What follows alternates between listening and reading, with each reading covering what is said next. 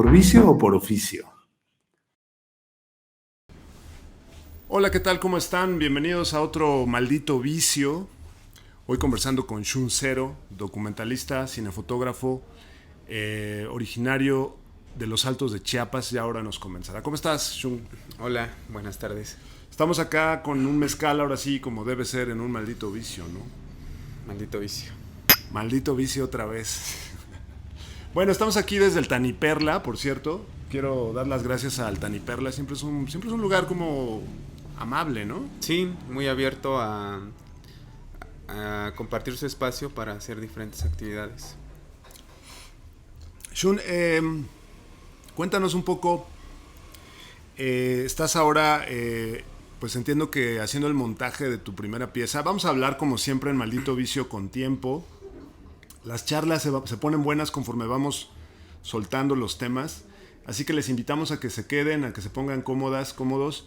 Este es un formato que de un lado está el TikTok y del otro lado está Maldito Vicio. Nosotros somos long play, ¿no? Siempre, las conversaciones siempre fluyen cuando uno se va soltando. Así que comencemos conversando, porque la idea es conversar, intercambiar ideas, elaborar, sin cortes comerciales. Un poco, ¿cuáles fueron los caminos para que tú te convirtieras en cineasta acá en Los Altos? Yo creo que mucho es la necesidad de expresar. Pero claro, uno no se da cuenta de que tiene necesidad de expresar. En diferentes etapas de mi vida como que exploré el graffiti, el rap. Siempre pensé que era más como una onda de que me gustaba o me llamaba y que podría hacerla. Pero después de muchos años me doy cuenta que más bien estuve en etapas de búsqueda de cómo expresar lo que yo sentía, lo que quería decir. En esas etapas anteriores de mi vida no me importaba tanto si la gente me escuchaba y me entendía, como que solo hacía y ¿Empezaste tajeando? ¿Tú tajeaste de estos? No salí. De hecho me daba mucho miedo. O sea, soy una persona que en realidad tiene mucho miedo. Okay. O sea, tiene mucho miedo, muchas inseguridades, mucha pena. Siempre me escondo. Pero también tengo deseos de decir, de contar. Y justo encontré en el cine como el equilibrio entre estar, digamos, pues no escondido, pero sí detrás de algo, ¿no? En el caso del cine, pues sería de estar detrás de una cámara, no estás como que aventando el cuerpo desnudo sobre el terreno, tienes una herramienta con la que te puedes defender y con la que puedes atacar si fuese necesario, pues, ¿no? Y yo creo que fue, o sea, realmente la primera vez que tuve contacto con el cine en sí, a conciencia, fue cuando me metí a los talleres de cine de Ambulante Más Allá. Pero en realidad me metí porque yo empecé a dar talleres de video. Tú ya estabas inmerso en el teje, bueno, en el teje y maneje del video, o sea. Desde 2008, cuando asesinaron a mi tío, que para mí era una persona muy importante, yo no sabía nada de video, ni de fotografía, ni nada, y de repente un día estaba frente a una tienda de electrodomésticos, vi una cámara, la compré y con mi tío habíamos hecho la promesa de hacer algo juntos para hablar de nuestro pueblo. Mi pueblo se llama Mitontic. Es un pueblo que casi no se habla de él, ¿no? Entonces, de hecho, cuando nos había pasado, cuando decíamos de dónde éramos y si decíamos que éramos de Mitontic, nos confundían con algún paraje de Chamula o de Chenaló. Ajá. Yo quería que platicáramos también de eso, porque ese es el origen de esta charla, ¿no? Que esta charla ya comenzó hace unos días en otro lugar, pero en el naufragio, pero sí, o sea, la parte de la identidad es muy importante para ti. Sí. Es muy importante para mí porque la negué muchos años. Okay. Cuando llegué a San Cristóbal sufrí de mucho racismo. Lo primero era como el no hablar bien el español, ¿no? Que mi reacción ante eso fue como, pues voy a aprender a hablar bien el español, ¿no? Pero había algo que uno no podía quitar y era el de dónde era, que a veces se reflejaba en la familia, ¿no? Entonces yo empecé a negar mi familia, incluso cuando me mandaban reportes de la escuela, yo hacía, o sea, lo posible porque nadie de mi familia se enterara para que nunca fuera a las reuniones en la escuela, para que no vieran quién es mi familia, pues, ¿no? Porque yo sabía que eso después lo iban a utilizar mis compañeras y compañeros de la escuela para burlarse de mí, pues, ¿no? Uh-huh. Entonces, esa negación de lo que yo era, después se convirtió, a través de mi tío, el que asesinaron, en la identidad, pues, ¿no? Porque cuando niegas, realmente no sabes qué eres, ni quién eres, ni hacia dónde vas. Y cuando empiezas a reconocer lo que eres, tus raíces, pues empiezas a tener una ruta, un camino. Y yo ya estaba en ese momento de reencontrarme conmigo. Estaba haciendo las paces con mi familia, incluso con mi tío, al que asesinaron. ¿Cómo se llama tu tío, por cierto? José Alfredo. José Alfredo. Yo había, pues, tenido como diferencias con él porque yo había empezado a ser racista con él. Yo le había empezado a decir indio también a mi tío, ¿no? Y él, no sé, por la paciencia o por el cariño, pues como que nos fuimos acercando poco a poco hasta el punto de que yo ya sentía que tenía a alguien que me podía cuidar, con quien yo podía hacer cosas, y que justo habíamos hecho esos planes de decir, bueno, él estaba en el magisterio. Pues tú estás estudiando comunicación, yo estudié comunicación intercultural en la UNICH, y pues con lo que yo sé de nuestro pueblo, pues podemos hacer algo, hagamos un video, hagamos algo de comunicación para que la gente sepa que Mitontec existe, que no solo existe Chamula, que no solo existe Chenaló, ¿no? Y no sé, eso, o sea, empezó a sonar en mí. Y a la vez también la universidad, porque en la universidad fue donde descubrí, gracias a algunos maestros, que como pueblos indígenas tenemos mucha historia yo iba a utilizar la palabra resistencia, pero mejor quiero decir de valentía. O sea, como que lo que siempre sale a la luz sobre el ser indígena, pues es la tristeza que da, pues por cómo nos tratan, pues, ¿no? Y como que siempre, si eres indígena, pues eres el que le sirve al otro, ¿no? Entonces, pues nadie le gusta reconocer su historia si es el sirviente, pues, ¿no? Pero de repente cuando te enteras que tu historia está plagada de mucha fortaleza, mucha vida, mucha resistencia, mucha, no sé, rabia, ¿no? Muchas cosas ahí que hay que... Pero tú estabas haciendo una conversión que me parece muy importante. O sea, en lugar de hablar de resistencia, que es una palabra que creo que se ha usado mucho desde el Ojo Caxtlán, ¿no? Para denominar tú hablabas de valor, ¿no? De dignidad, quizá, es una palabra que pongo yo, pero tú hablabas de valor porque justamente una de las cosas que empezamos a conversar la otra vez era cómo había que empezar a nombrar las cosas desde otro lugar, ¿no? Y yo quiero conectar esto con algo que pienso como a nivel generacional, que me identifica un poco. Somos de los 80s, aunque tú eres de finales de los 80s, pero de cómo estos... A ver, me interesa pensar en algo. Esta palabra resistencia la conecto como con una mirada medio condescendiente, decir, es que ellos ahí están resistiendo, todavía hablan el solcito, o sea, ese todavía que tiene implícito, pues se va a acabar, pero pues todavía le echan ganas, ahí están resistiendo, ¿no? Y sin embargo, por ejemplo, en tu historia de vida está como un regreso, y creo que es algo que se comparte en muchas historias de vida, incluida la mía. Como sales, creces en un entorno racista, te tratas de diferenciar y luego te das cuenta que pues nunca vas a salir de ahí, que eres eso, y que puedes más bien hacer de eso una fortaleza, ¿no? Hacer de tu identidad.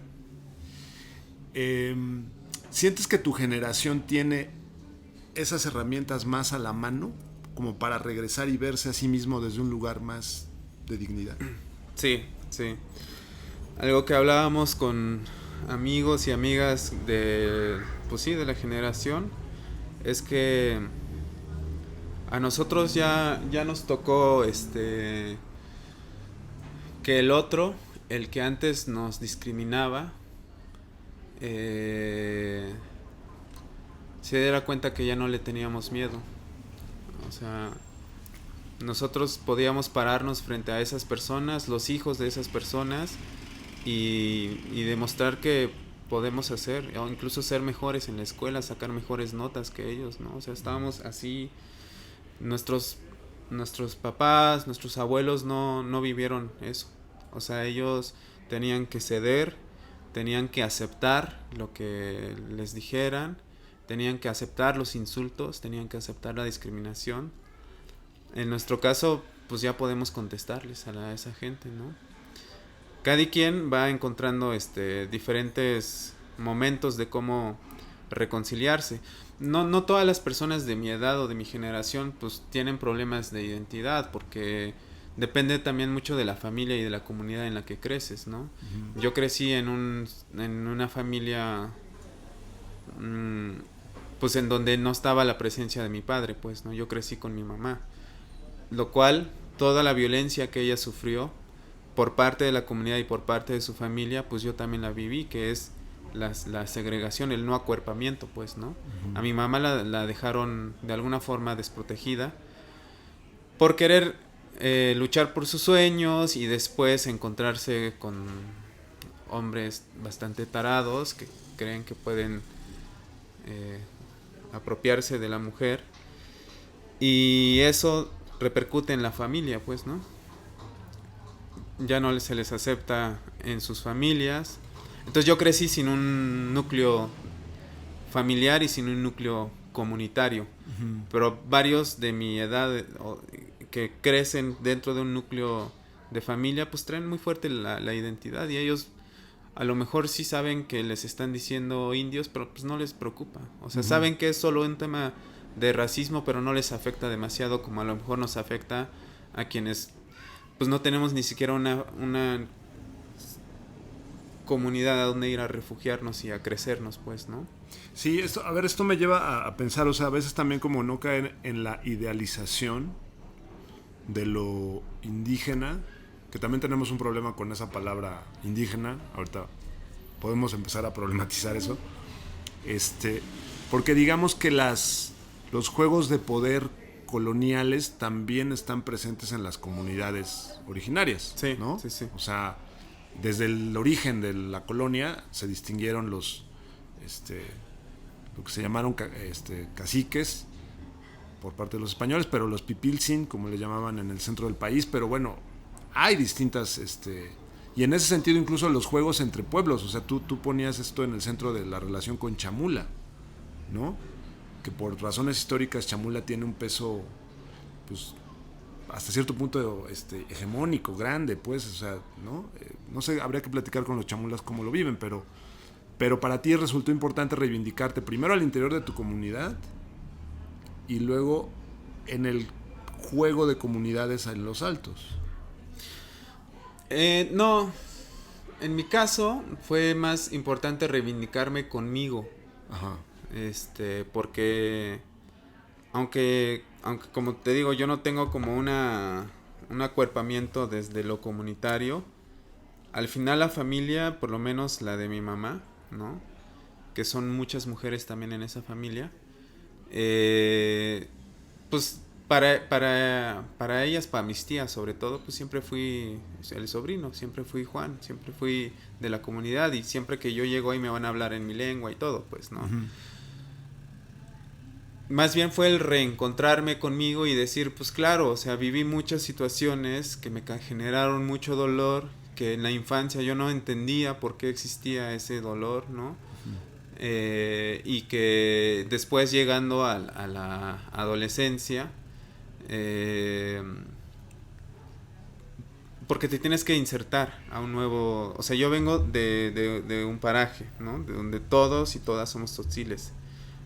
Y luego llego a una ciudad en donde no conozco a nadie y me tengo que insertar en esa sociedad. Y no es cualquier ciudad, es la ciudad Coleta por excelencia, sí, ¿no?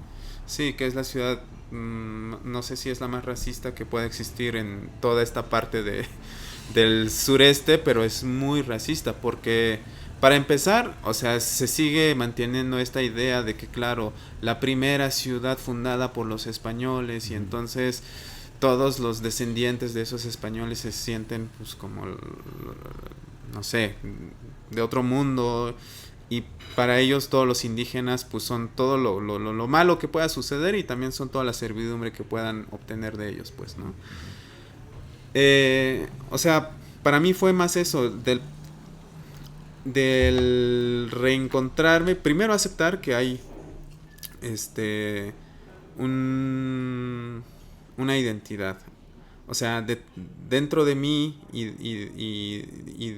de todo lo que traigo, de todo mi bagaje, hay una identidad, hay una historia, hay una fuerza, hay una energía que muchas veces no la vamos a entender, ¿no? Porque sucede ahí dentro de nosotros, pero a la vez está el cotidiano, está la vida, está también lo que decías, está muy incrustado todo el tema de, pues, o sea, el machismo está muy fuerte en nuestras comunidades, pues, ¿no? Entonces, pues eso nos golpea demasiado también a los que somos hijos, hijas de madres solteras, pues, ¿no? Dentro de una comunidad indígena. Pero cómo reencontrarte y decir, bueno, ok, más bien ahí hay un problema, que no necesariamente solo es mío, o que no necesariamente los culpables, los responsables de ese dolor que estoy sintiendo son solo mi familia, mi mamá, mi papá, no, o sea, es una sociedad que se ha educado de esa manera, en el que si una mujer no tiene un marido, no es nada, ¿no? Y la familia así lo va a seguir viendo, ¿no? Y también hay una normalización de la violencia racial en San Cristóbal, sobre todo, ¿no? En que, o sea, para todo te pueden decir indio, pues, ¿no? Como calificativo despectivo, ¿no? Ajá. A ver, quiero entrar en dos temas. Bueno, el tema obviamente a mí me llama mucho la atención. Me identifico contigo porque tenemos el oficio de hacer audiovisuales, y me pareció muy valiente el hecho de que tú en tu ópera prima hicieras un documental sobre tu mamá. A mí me cuestionó, dije, yo voy a hacer algo también sobre mi mamá porque es una historia que nos toca, y luego además también como siendo hombres, hay un montón de tristezas heredadas o no heredadas, o sea, crecimos en esa lucha, pues, ¿no? Mi mamá de alguna forma también es una mujer que supo abrirse campo, bueno, todas las mujeres se abren campo en medio del machismo, mi mamá también lo hizo, y tú decides entrar de lleno, tocar eso con tu ópera prima. ¿Cómo llegas a tener el valor, o sea, teniendo como herramienta el cine, entrar en este tema y aventarte a mostrar, primero a trabajar sobre el tema, ¿no? Uh-huh. Pues es que cuando esto surge más o menos en 2014 y 15, que fueron los años en los que entré como en una especie de crisis conmigo. Me acuerdo que incluso fui consciente de que estaba yo en una crisis. Y de repente también me di cuenta que estaba yo en una edad en la que yo tenía la oportunidad de tener una crisis. Y seguramente mi mamá no tuvo esa oportunidad, porque tenía que resolver sobre todo el pedo económico para criar a 2 chamacos, ¿no? Es más, yo estaba en una edad en la que ella ya estaba soportando a adolescentes. No sé, fue como, o sea, es que incluso yo tengo la oportunidad de tener crisis, ¿no? Y mi mamá no lo tuvo. Qué fuerte, ¿no? Y a la vez también sí me estaba empezando como que a afectar demasiado este tema del ser hombre, pues, ¿no? O sea, todo lo que representamos históricamente, porque lo representamos, ¿no? Y lo ejercemos, ¿no? Y lo podemos llegar a ejercer aun cuando ya seamos conscientes de que no queremos ser violentos, pues, ¿no? Aún hay cosas por las que para nosotros son muy naturales, pues, ¿no? Bueno, la cosa es que yo estaba hablando con unas amigas en ese tiempo y que también me acuerdo que me empezaron a decir, bueno, pues no, o sea, no es tu culpa, Shun, o sea, yo creo que me vieron muy deprimido y entonces también me empezaron a decir, bueno, es que no es tu culpa, pues, ¿no? O sea, no eres tú, o sea, no es un tema de que Shun desaparece del mundo y se acaba la violencia, o sea... Ya estaba aquí, ya el mundo estaba así cuando yo llegué. Pero ¿cómo haces tú para trabajar? Porque a lo mejor no lo vamos a poder cambiar definitivamente, pero ¿qué aportamos en ese proceso de que se pueda cambiar esto, ¿no? Y entonces yo sabía que al menos en el caso con mi mamá, ¿no? Darme cuenta que durante muchos años yo le cuestioné dónde estaba mi papá, aunque yo supiera dónde estaba, pero era porque no está aquí mi papá, ¿no? O sea, yo estoy pasando por un mal momento que se podría solucionar si mi papá estuviera aquí, según yo, ¿no? Seguramente tú eres la culpable de que mi papá no esté, ¿no? Como siempre es, o sea, la culpable de todo en la vida siempre va a ser la mujer, ¿no? Y como que yo estaba reproduciendo eso y después me di cuenta y dije, no mames, qué jodido eres, cabrón. O sea, llevas toda una vida jodiendo la vida a tu mamá con esos reclamos, pues, ¿no? Estabas de vuelta de ese momento adolescente en el que piensas que toda la culpa es de tus papás. O de tu mamá, en particular. De mi mamá en este caso, ¿no? Luego sucedió otra situación muy concreta que fue en mi comunidad. Intentaron cruzar una carretera justo al lado de la casa de mi mamá. Que ahí hay un pedazo de terreno que le dejó mi abuelo, ¿no? Y entonces ella se opuso a eso. Dijo, no, aquí no puede pasar ninguna carretera. Y se organizó con las otras propietarios que también les iban a afectar sus terrenos. Y en la comunidad se organizaron para impedir que ahí pase la carretera. Era para otra comunidad. Entonces lo que se decidió es pues que pase por ahí arriba, por donde no hay casas que afecten. O sea, ¿por qué a fuerzas tienen que querer hacerse el cruce por acá, no? Oye, tu mamá es bien fuerte, ¿no? Sí. Un saludo para tu mamá. ¿Cómo se llama tu mamá? Hilda. Bueno, un saludo para tu mamá Hilda y para mi mamá, que seguro son quienes van a ver completo este programa. Les va a dar risa. Y para mi mamá Pati. Ya. Y entonces organizó la comunidad, o sea, se hizo un acta, se levantó un acta ahí donde la comunidad estaba a favor de mi madre y de las otras personas de que no cruzara la carretera. Sin embargo, las personas de la otra comunidad, en este caso hombres, seguían ahí con neciando pues de que eso no les importaba, de que eso no les, o sea, ellos iban a hacerlo porque podían, ¿no? Y me acuerdo que mi mamá dijo en ese momento, es que todo sería diferente si tu papá estuviera acá. Y fue así como, no, mamá, es que no, o sea, no sería diferente. Aquí lo que está pasando es que hay un cabrón que por ser hombre cree que tiene razón, ¿no? Y no te está respetando tu decisión y tu razón, además fundamentado y que además convence a toda una comunidad. O sea, hay un cabrón que no... Entonces no sería distinto. Es más, y si fuera distinto sería para desaparecerte a ti. Para hacerle caso a otro hombre, pues, ¿no? Entonces eso como que me afectó demasiado. Dije, no manches, ¿a poco esto es lo que le ha tocado vivir mi mamá en los últimos... En ese momento creo que yo tenía 26 años tal vez, o 25, no me acuerdo. En los últimos 25 años esto es lo que... Bueno, seguramente más, ¿no? Pero nada más como que tomando en cuenta la edad que yo tenía. Entonces, pues sí, fueron de las cosas que así me llegaron mucho. Y justo cuando yo estaba en el 2016 en un diplomado de cine documental, que además entré sin proyecto, porque el proyecto que yo había propuesto no era muy viable, era muy fantasioso. Ajá. Vaya, me aceptaron porque yo ya tenía algo de experiencia con Ambulante Más Allá y podía a lo mejor integrarme a algún equipo. Pero cuando todo el mundo empezó a escribir, dije, yo tengo una historia. O sea, al principio mi historia era trabajar con cómo crecen las familias de madres solteras, ¿no? Que tienen 2 hijos, como en mi caso. Y del otro lado, 2 hijas, que era el caso de de una de mis tías y mis primas, ¿no? Era como, bueno, a ver, busquemos que, no sé, indaguemos en este mundo de mujeres, madres solteras de una comunidad indígena que van a la ciudad y sus hijos de alguna forma ya crecen en esa ciudad, pues, ¿no?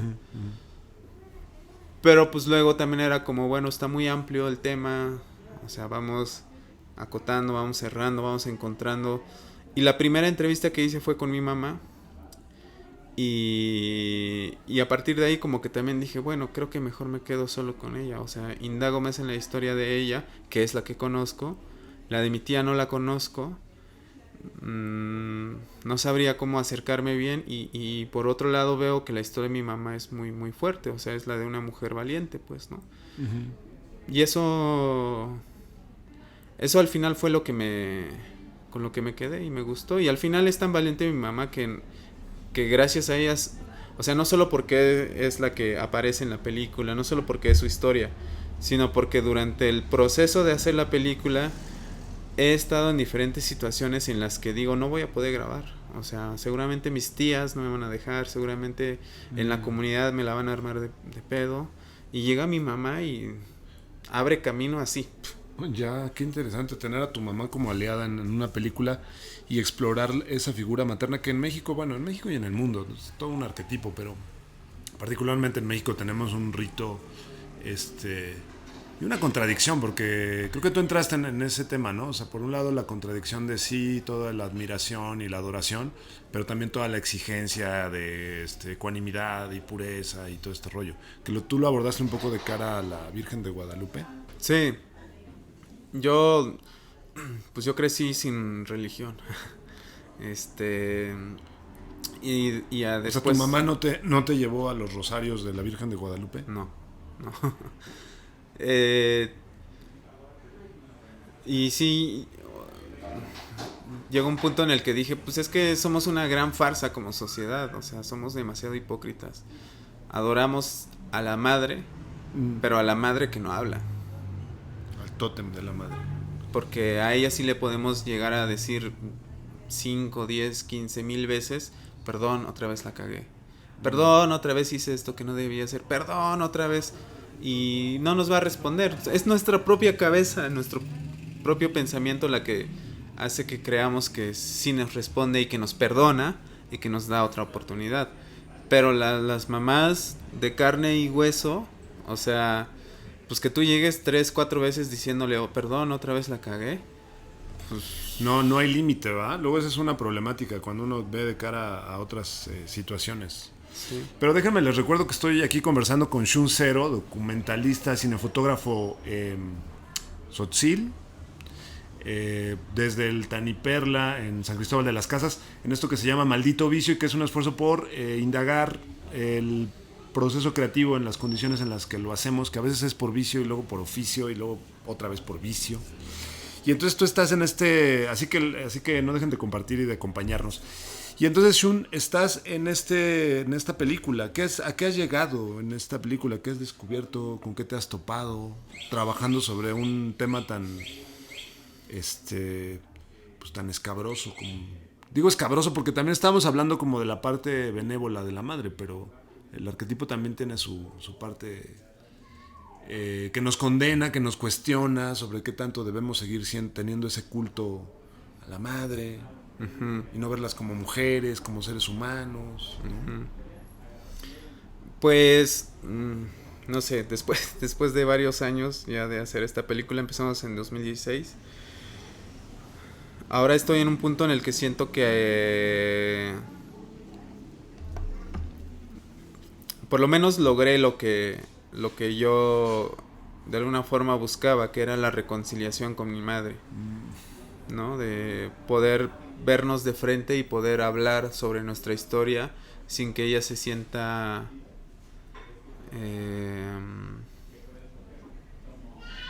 cuestionada, sino simplemente tiene un hijo que está interesado por saber quién es ella, qué es su historia, por qué no funcionó, por qué no se dio esta posibilidad de ¿O qué deseos tenía ella sobre su vida? ¿Quería construir una familia? ¿Qué quería hacer, no? ¿Quién, quién era de niña?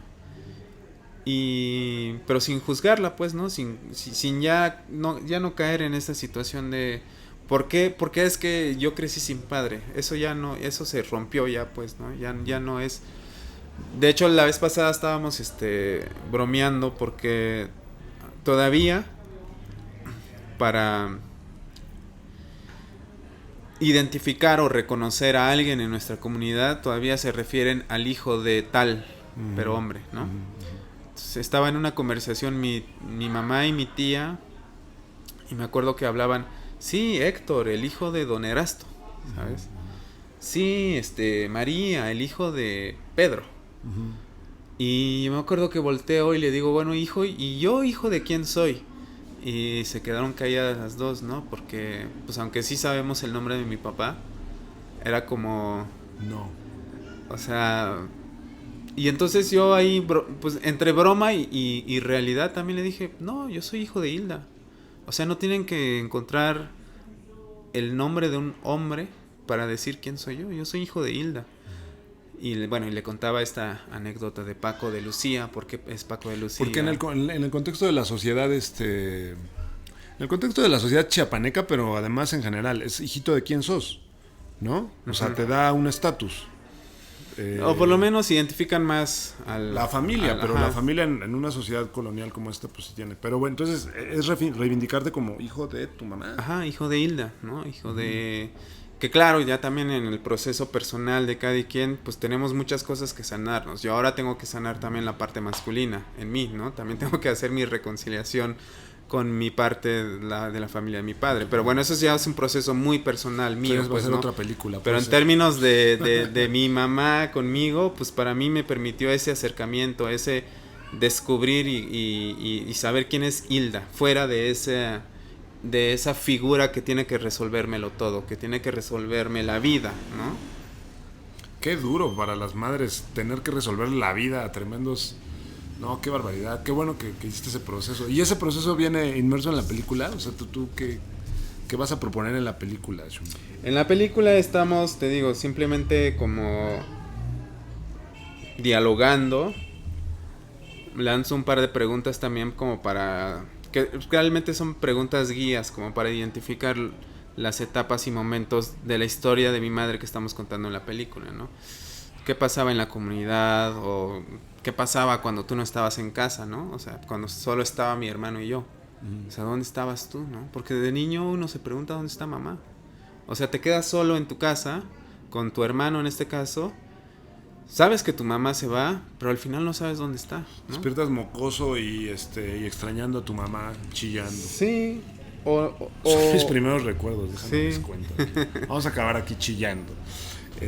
Como chamacos. Sí, no y sé. entonces eso, y al final yo lo que también siempre así como que quise es no volverme yo personaje de la película. O sea, soy uno que está ahí, que hace ciertas preguntas, que además entiende y da el sentido de que quien está haciendo la película es el hijo de Hilda, pero al final la protagonista, la historia, es ella. O sea, es la de ella, ¿no? Y sí, al final a lo mejor alguien va a terminar diciendo, vaya, es otra película más sobre mujeres, idolatradas por un hombre, ¿no? Sí, porque al final es mi madre, ¿no? Y no puedo no reconocer como todo el esfuerzo y toda la lucha que ella ha tenido, ¿no? O sea, no puedo no hacer algo que a lo mejor vaya hacia un homenaje, ¿no? Pues sí, pero además yo lo pienso desde otro lado, o sea, lo platicamos la otra vez, o sea, ¿qué tantos cineastas, documentalistas se atreven a tocar sus propias historias, ¿no? Siempre es más fácil Contarla de alguien a alguien más, ir al pueblo de al lado y del otro lado del continente, ¿no?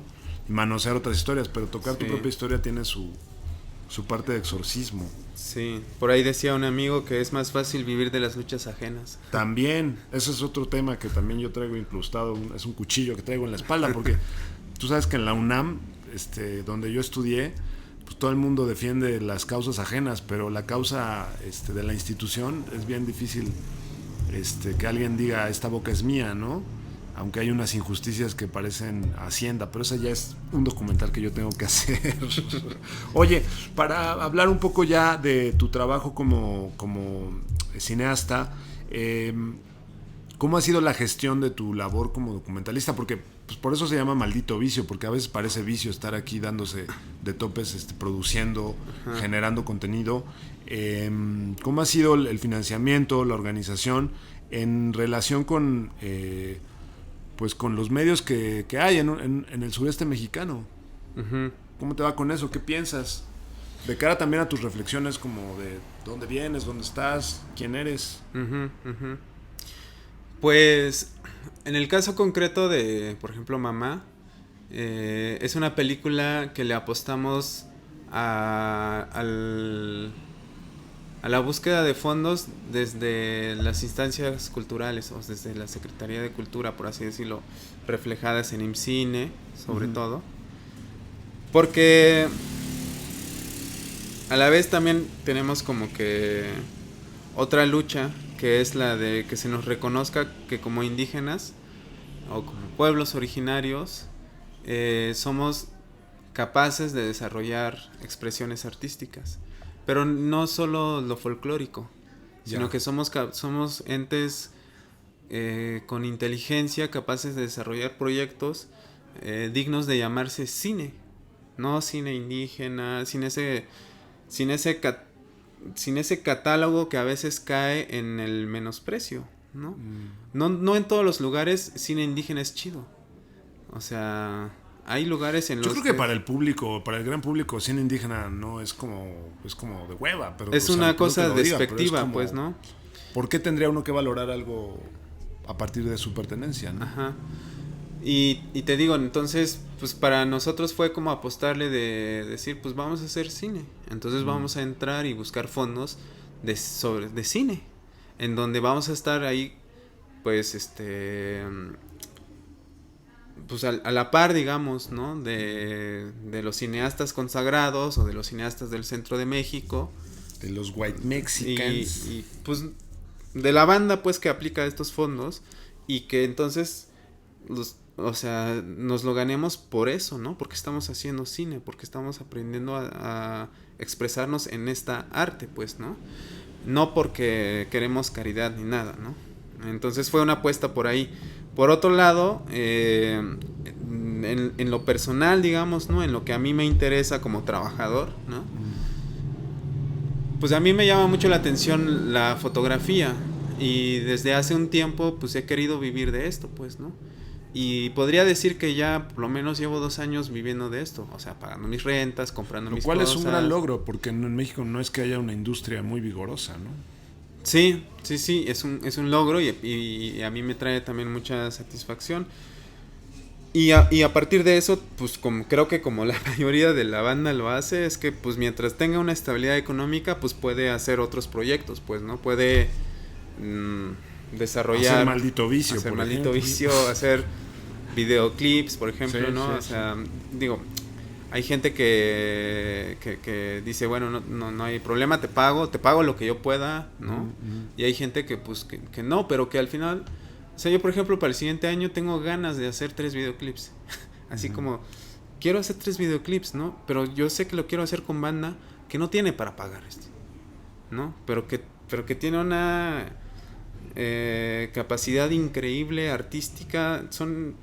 Yo he identificado como que 2 grupos de chicas hip hoperas, ¿no? De acá locales. Y digo, con ellas quiero hacer videoclips, ¿no?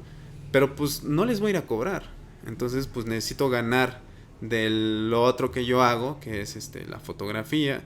Y que también ahorita estoy en un proceso también de entrarle a la edición, ¿no? O sea, estoy editando ahí un par de proyectos.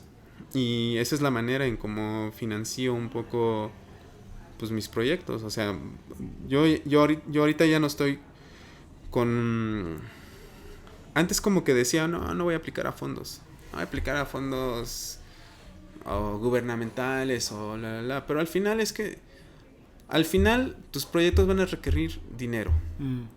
Sea de donde venga, sea que alguien te prestó una lámpara, pero esa lámpara alguien la compró, ¿no? O sea, alguien está gastando un dinero para el proyecto, ¿no? Y porque también puedo decir, y eso pues como que me da mucha alegría, que después de 10 años también de estarle ahí picando, he logrado construir relaciones con personas que sé que me pueden prestar equipo, sé que pueden trabajar conmigo sin que ganen nada económicamente. Ujú. Entonces digo, pues si eso ya lo tengo, pues ¿por qué no busco dinero y les pueda yo pagar? Porque pues todos estamos jodidos.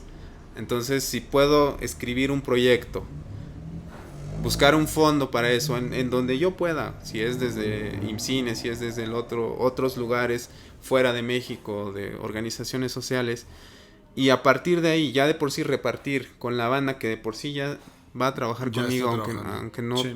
pues Sí, las dos vías, ¿no? uh-huh. Porque no estás como esperando a que te lleguen esos proyectos para planear, por ejemplo, tus videoclips que No. quieres explorar. No. O sea, como si se dan ese apoyo, pues adelante.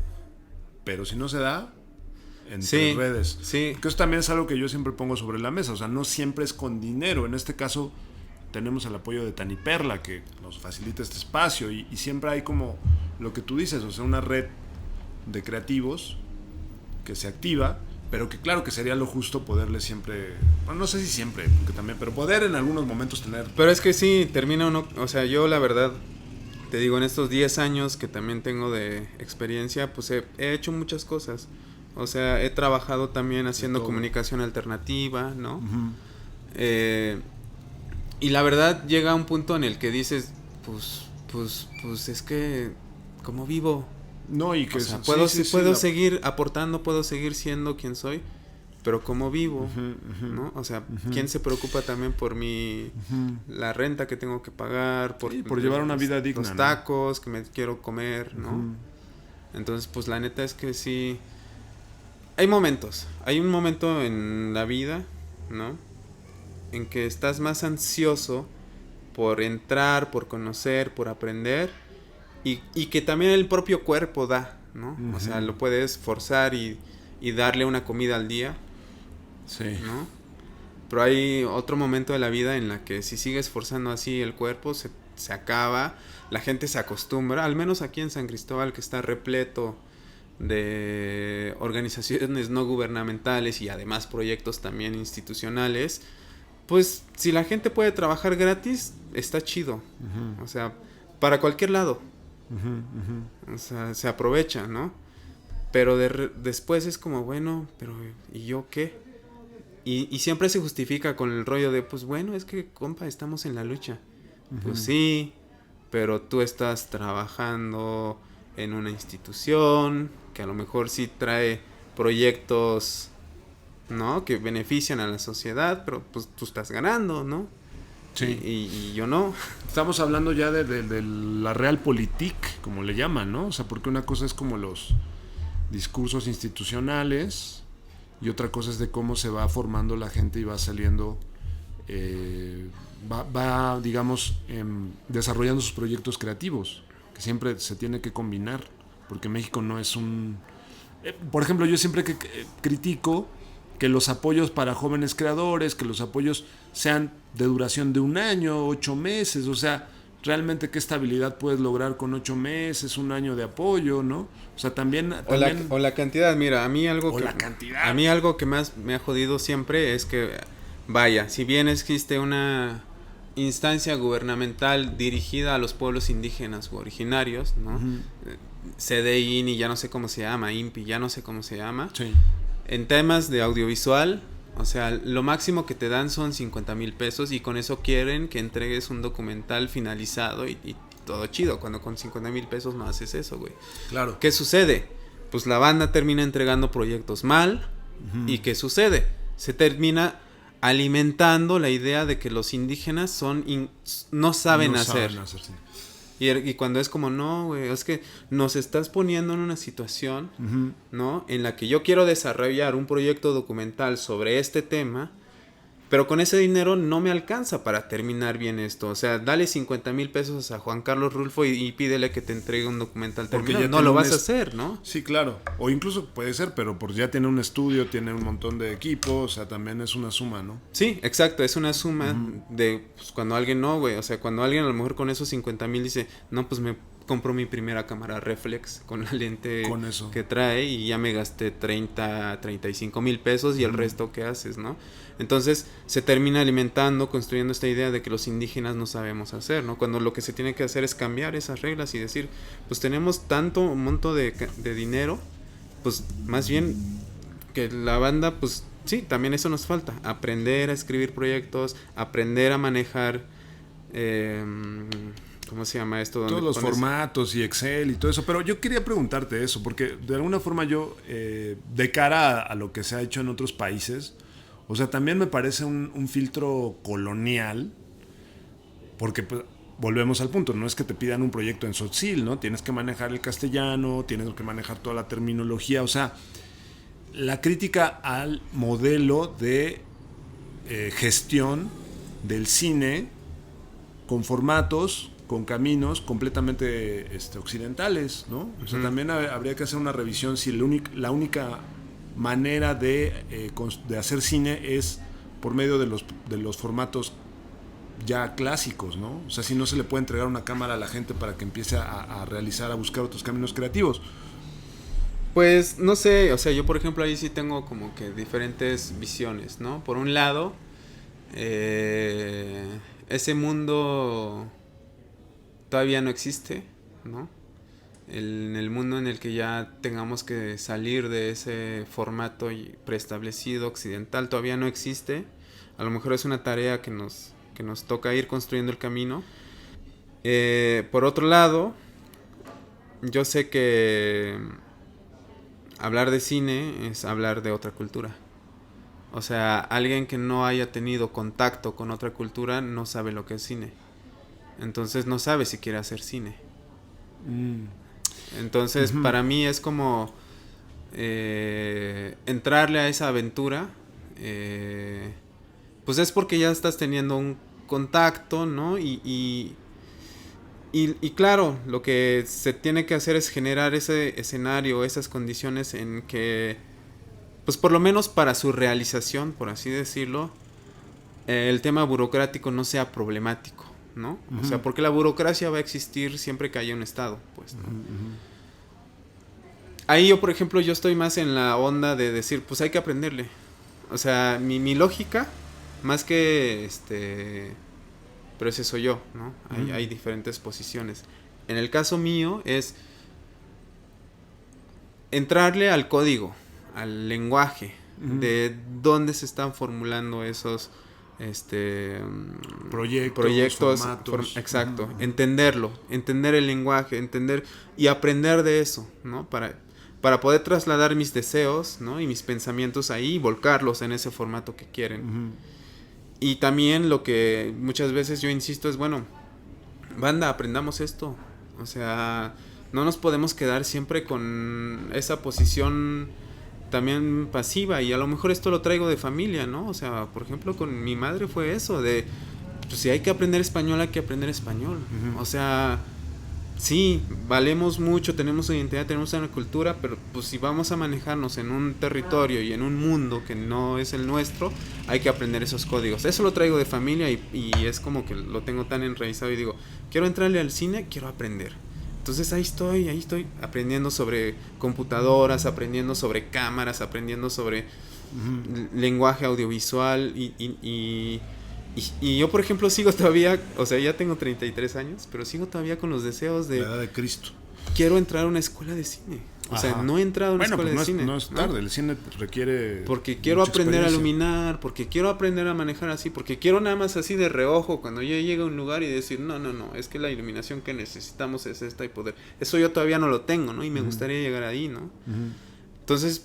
Mi forma de ser, ver, entender es, pues hay que aprenderle, hay que entrarle, porque del otro lado a lo mejor me quedaría en una posición de, bueno, es que mi forma de entender la luz como indígena es distinta, y luego me doy cuenta y digo, pues no, en realidad ¿cuál es?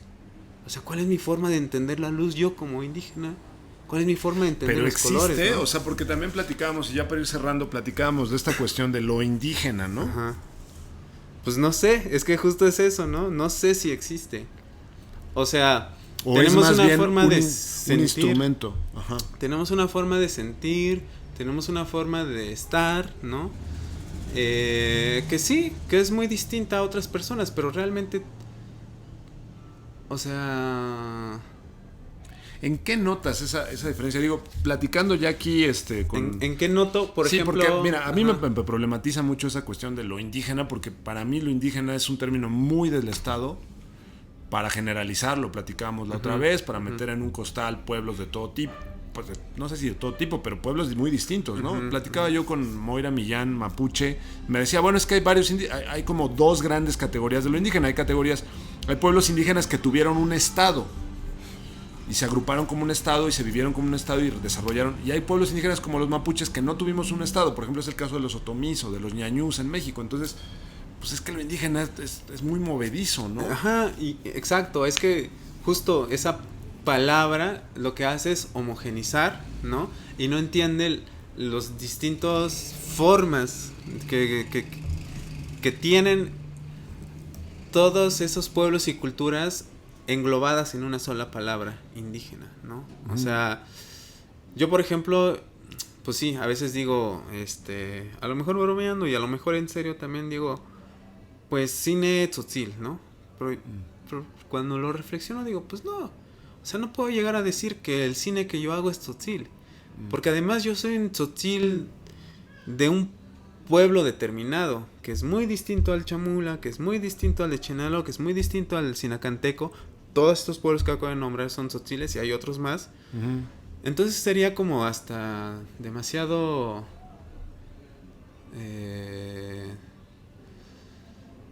no sé, deshonesto de mi parte que solo por el hecho de que yo soy tzotzil y de que las acciones que yo haga ya representan o son el sentir colectivo de los demás pueblos tzotziles, ¿no? O sea, además también hay que entender que mi historia está cruzada por otra situación, que no todos los tzotziles de mi paraje, Oshinam, han vivido. Entonces, no todos los tzotziles de Oshinam piensan como yo, ¿no? Ni ven como yo. Entonces, por eso te digo, es como difícil como poder decir, tenemos algo muy propio, muy único, cuando, al menos en mi caso, que como insisto, yo sí estuve en el momento en el que negué mi identidad y que me estoy reencontrando con él, a lo mejor con quienes nunca lo negaron, con quienes nunca sintieron, a lo mejor ellos tienen más claro cuál sería la mirada, el color, la composición tzotzil o indígena, ¿no?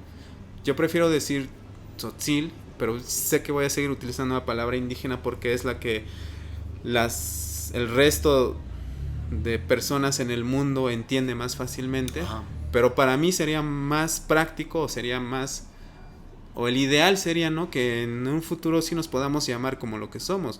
Tú eres tzotzil, tú eres teltal, tú eres chontal, tú eres tojolabal, tú eres otomí, tú eres, ¿no? Somos distintos. O sea, con una historia muy... Ajá, y no es una cosa, ay, somos distintos, no, sino, güey, somos distintos. O sea, tenemos cosas únicas que nos la podemos compartir y vamos a aprender un chingo de... Y yo voy más allá, o sea, también reconocer lo que quienes crecimos, yo crecí en un pueblo, digamos, urbanizado, y creo que además si vamos como a la estructura física, pues somos tan indígenas tú como yo, o sea, no es que te estemos muy lejos, o sea, hay elementos culturales, ¿no? O sea, no es como una cuestión como, ya están los indígenas, nosotros aquí, caxtlanes, que sería otro tema, pero de cómo están esas relaciones hoy día.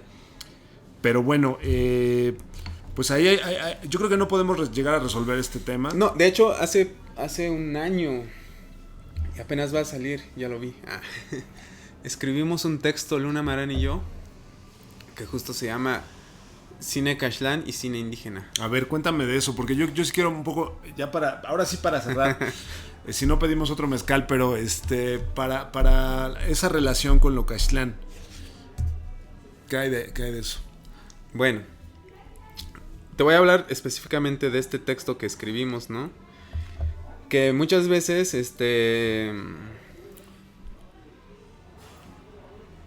no se entiende que lo indígena, la reapropiación de esa palabra, ¿no? Porque muchas veces más bien terminamos reapropiándonos de esa palabra para transformarla en una bandera de lucha también y decir, estas palabras, estas emociones, estos sentimientos vienen desde un lado, ¿no? Y viene desde este lado en el que durante toda la historia siempre nos han llamado indígenas, ¿no? ¿Cuál es la diferencia? Pues hay una diferencia amplísima que básicamente está en la sensación, o sea, la seguridad, ¿no? Nosotros, nosotras que venimos de estos distintos pueblos originarios de México, hemos crecido con la sensación de que en cualquier momento se nos puede acusar de algo. O sea, si algo se perdió, si algo se rompió, si a alguien asesinaron, si alguien huele mal. Ajá. Exacto, si alguien huele mal. Es más, hablábamos con un amigo hace un día, creo. Oye, ¿a ti también te pusieron bolsa de plástico en los pies cuando ibas a comprar tus zapatos? Y yo, sí. Y no sé quiénes más les ha pasado. No sé si en la Ciudad de México pasa eso, de que cuando los niños van para probarse un zapato. Para probarse un zapato les tengan que poner una bolsa de plástico en los pies, ¿no? Y decíamos, y nosotros ingenuamente pensando siempre, claro, es que como está nuevo, pues no lo podemos ensuciar. Pero ya después, ¿no? Analizando, viendo, nos dábamos cuenta de que habían niños que nunca les van a poner una bolsa de plástico en los pies. Porque seguramente a ellos no les apestan los pies, ¿no? Como el resto de nosotros los indígenas, ¿no? Sí. Esas pequeñas situaciones hacen que uno entienda y viva la vida de una cierta forma, ¿no? Sí. Entonces cuando hablábamos de cine, ¿no? Cuando hablábamos de figuras, entidades o representaciones que no nos identifican, justamente era eso, es decir, ¿cuál es la representación de lo indígena en el cine mexicano, ¿no? Pues incluso si quieren poner a una indígena, pues ponen a una cashlana. O sea, yo me acuerdo de una película, de una novela, porque lo veía mucho mi mamá. Sí. Que entonces aparecía la indígena que, claro, va a terminar casándose con el hijo de la señora de la casa. Pero pues no, o sea, la actriz ni siquiera es indígena, es güera, o sea, es cashlana y se aprende un par de palabritas en náhuatl para decirlo, pues, ¿no? Sí. O sea, pero claro, a lo mejor alguien va a decir, no, pues es que pues la actuación de eso se trata, de tener la posibilidad amplia de interpretar cualquier papel sin no claro. Lo sé. Sí. No, claro, bueno, seguimos ahí en Tizoc. Ajá. ¿No? Pedro Infante y María Félix. Ajá, y hablábamos también de la India María, ¿no? Y era como, no, o sea, sí, es chistosa, la gente se ríe de eso, pero lo que están haciendo es burlarse. Claro. O sea, se están riendo de... Y entonces resulta que todo el mundo es la India María ya. O sea, la única manera de referirse a la mujer otomí que les está vendiendo una muñeca en el Estado de México, en la Ciudad de México, es la India María. La María. No, la María, ¿no? Y entonces, esas cositas sí hacen una gran diferencia entre lo que nosotros en este texto queremos llamar cine indígena y cine cashlán, ¿no? Y también un poco, bueno, ahí no lo pusimos, pero justo lo que queríamos también era como que cuestionar, de decir, bueno, pero ¿por qué no cuentan sus propias historias? O sea, ¿por qué no cuentan? Sí, busquen sus propias historias. Vayan a sus pueblos. Ajá. Y denos el derecho de contar la nuestra, de construir figuras que nos enorgullezcan, que digamos, sí, eso es lo que somos, pues, ¿no? Pero por otro lado, nos ponen el tema de, ahí le ponemos los fierros. O sea, ahora resulta que para poder hacer cine de calidad, ¿no? Tienes que tener las herramientas estas estandarizadas en la industria del cine, que obviamente la banda de los diferentes pueblos indígenas y también la banda cashlana de la periferia, pues le va a costar acceder a eso y va a costar contar esas historias. Y yo sé que hay historias de de compañeros y compañeras cashlanas, muy propias también, de sus barrios, del pueblo que les tocó crecer, vivir, ¿no? Pero que claro que es un poco difícil explorar la parte de lo que es mi familia, por así decirlo. Es decir, bueno, cuando leemos a Rosario Castellanos, ¿no? Habla desde su posición de ser cashlana, ¿no? Claro. Pero nunca dibuja completamente su familia cashlana, sino lo que dibuja son sus recuerdos con la servidumbre de su familia, es decir, las indígenas, los indígenas, y claro, todo lo que también los demás le contaron. Pero a mí, no sé, a mí me encanta, por ejemplo, un libro que tiene de ella, que es Ciudad Real, que justamente toca todo este racismo que existe en este pueblo, al grado de que un indígena no puede tener una moneda. O sea, es durísimo no puede tenerla. Sí, es durísimo. Y en el momento que se la encuentran, resulta que se la robó. Él nunca se la robó, pero se la robó. Yo siento por ahí que, sí, total. Yo siento que por ahí en Ciudad Real sí retrata un poco como la cultura coleta, ¿no? Que tú decías un poco esto de que se creen herederos de los conquistadores y en realidad bastante pusilánime porque querían vivir de trabajar nada, ¿no? Hay unas críticas por ahí interesantes de Rosario Castellanos. Shuncero, pues oye, muchas gracias por... No sé si quieres comentar algo más. La charla siempre con el mezcal fluye. Siempre con él, sí. Decía Juan Rulfo en Lubina que ahorra idas al baño y suelta la lengua. Pues, híjole, no sé. No sé, creo que algo bien chido y que justamente nos da esta posibilidad de estar hablando así como estamos hablando, pues es que ahorita, en este tiempo, en este año, en esta época, pues hay muchas compañeras y compañeros que nos la estamos creyendo, que decimos que estamos haciendo cine, ¿no? Y también hay otros compañeros que dicen, sí, hacemos pintura. Bueno, la pintura tiene más años, luego también la escritura, ¿no? Por ahí las novelas, si bien son más contemporáneas, un poquito más nuevas, porque pues todos nuestros compañeros y compañeras, pues lo más que habían desarrollado es la poesía, ¿no? Y ahorita también muchos compañeros y compañeras están logrando escribir novelas, es decir, páginas, pues, ¿no? De historias que no es porque no existan, sino que la inseguridad es la que muchas veces nos pone el pie, ¿no? De decir, ay, ¿será que sí seré capaz de hacer eso? Pues, ¿no?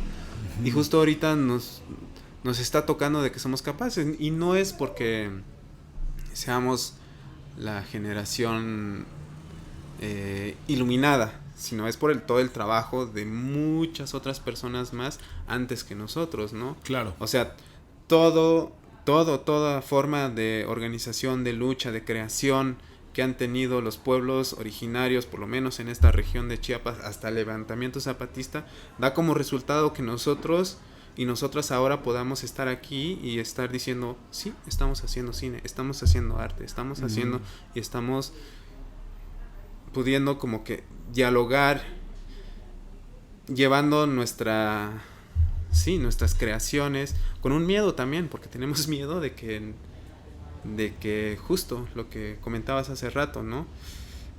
Que lo occidental o la forma, ¿no?